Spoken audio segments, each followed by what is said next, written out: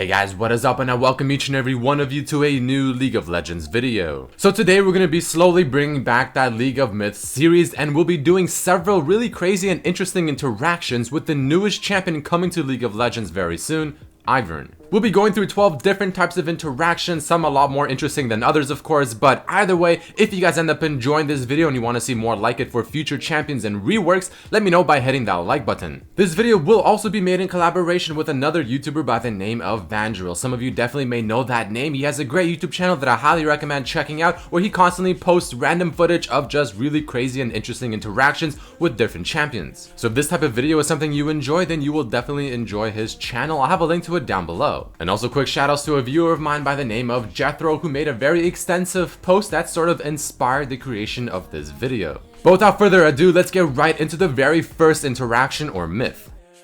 So starting things off, what happens if two different Iverns, obviously being on different teams, try to take over the exact same jungle camp with their passive? So we start off with the allied Ivern marking the blue buff, and then the enemy Ivern is going to be trying to use his passive on it as well. So the first thing is the enemy Ivern can definitely retake over this buff and end up using it for himself, but the real question is what happens if the allied Ivern tries to go and take the buff right now, because you still see his green ring around the blue buff. Well, it so happens that even though you still see that green circle around it, indicating that you should be able to just simply take it, you're actually unable to, and you have to essentially reapply your passive, because now you'll see both Iverns just reapplying their passive over and over and over. So this is definitely a visual bug, I would assume, because it shouldn't show the green circle around for your allied Ivern if you simply cannot take it and you have to reapply your passive.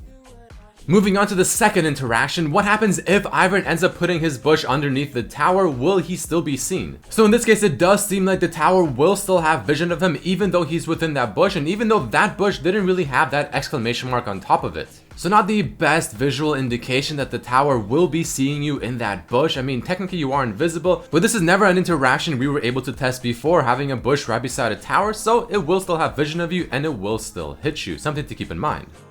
So one of the more interesting things that Ivern brings to League of Legends that's pretty much a new mechanic is being able to transfer buffs over to allies, where Ivern gets it for himself and the ally can get it as well, so red buff or blue buff. And whenever it dies to Ivern's passive, it does leave that orb on the ground, which an ally can walk by and pick it up and also get that buff. But the question is, how long does that little spirit thing stay for? Well, based on this video and the testing, it does actually stay for exactly 1 minute, and after that, it will simply disappear. So not the most interesting interaction, but still something very important to keep in mind that you should definitely know about before Ivern hits the live servers.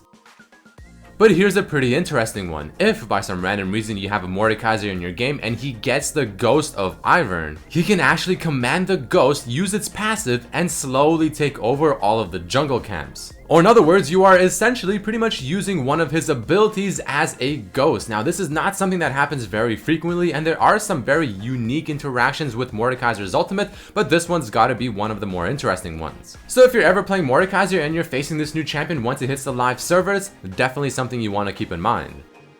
But what about champions that have special interactions with bushes? I mean, do they still have those interactions with Ivern created bushes, and does it matter if they're on different teams? So here the allied Teemo obviously can use his allied Ivern's bushes to proc his passive and use it to its full potential, and in this example an allied Rengar is using an enemy Ivern's bushes to proc his passive, obviously working the way it's supposed to be intended and working just like any other bushes already created in Summoner's Rift. And as a note, this will also apply for other champions, for instance like Kha'Zix. Moving on to interaction number 6, Ivern's ultimate Daisy is actually able to be blood boiled by Nunu. You can see it goes from 0.8 to 1.07 attack speed once the blood boil does hit, obviously showing that it does work, but the interesting thing is the fact that this will make Daisy proc her third extra auto attack that has that little knockup much more frequently, and it's a pretty strong interaction. So in certain situations it could be more worthwhile blood boiling Daisy than an allied champion. Here's somewhat of an odd interaction. Now, whenever Ivern ends up using his passive on a camp and it's finally fully charged, if Syndra ends up using her W on that camp and taking one of the monsters away, it makes his passive act sort of wonky. So his passive here is ready to take the blue buff, and as Syndra takes the actual blue buff golem away, he right clicks on the camp and you can see that the passive kind of recharged, but at the same time it also took the camp, and once Syndra throws a W away, it instantly takes the blue buff as well. Or here's another example with the Raptors. Again, the passive is ready to go. Now right before he actually takes the camp, Syndra takes one of the smaller Raptors away. Ivern then right clicks on the camp, he ends up taking it, this time without actually charging his passive once again, but when he goes to the final small Raptor, in order to take that one, he actually does have to charge his passive, but it doesn't use any HP or mana. Interaction number 8, also one of the more interesting ones that I personally didn't even think of, but the interaction is crazy. His W, where he creates a bush, can be used to hide jungle monsters and even things like dragon. Now as you're gonna see through these examples, it does take a couple of seconds for the monster to actually fully be hidden within the bush, but once it is, I mean, you actually don't have vision of it and you have to go inside the bush to truly check if it's there or not. So what if your team is doing dragon and everyone, including the dragon itself, is within the bush? The enemy team simply won't see you doing it unless they actually go into the bush and check, or at least that's what it seems like. And yes, this can even be used to hide Baron. I mean, a pretty damn interesting interaction, one that I'm sure you can really abuse in certain situations, but pretty damn cool regardless.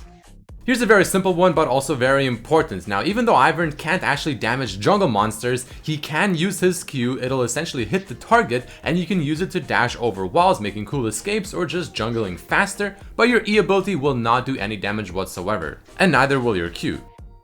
But let's take a look at the Q once more, this time combined with his ultimate. Whenever Ivern summons Daisy, he can force her to attack a certain target by just simply landing the Q. You don't even have to use the second part of your Q, Daisy will automatically jump at that target and just pretty much go really ham on them. So if you ever need her to get on a target ASAP and just start doing as much damage as possible, this is definitely the best way to do it. So make sure you land those Qs whenever Daisy is up on the right target, or even on neutral or jungle monsters.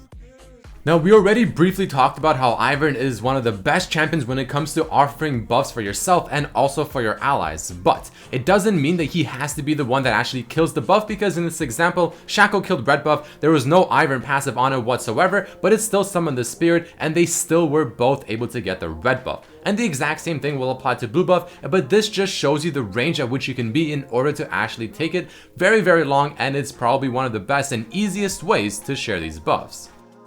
And the final interaction is working off number 11, showing you just how easy it is to give your mid laner, in this case, a buff. You can do this essentially from level 1 or level 2, and how far you can be away from the wall, so the mid laner doesn't have to do any damage, doesn't even have to go very far. It's just that easy. Alright guys, that is about it for this video. There you have it, 12 different and crazy interactions, some of them being absolutely insane and interesting. If you did enjoy this video, let me know by hitting that like button, and if you want more like this for all future champions and reworks. Big shout outs to Vandiril for being here and helping me out with this video. Definitely check out his channel down below. But I truly hope you guys enjoyed this video and hope to see you for the next one. Peace.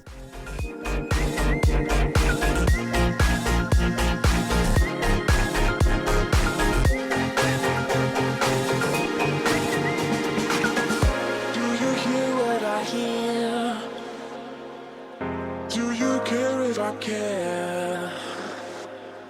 Do you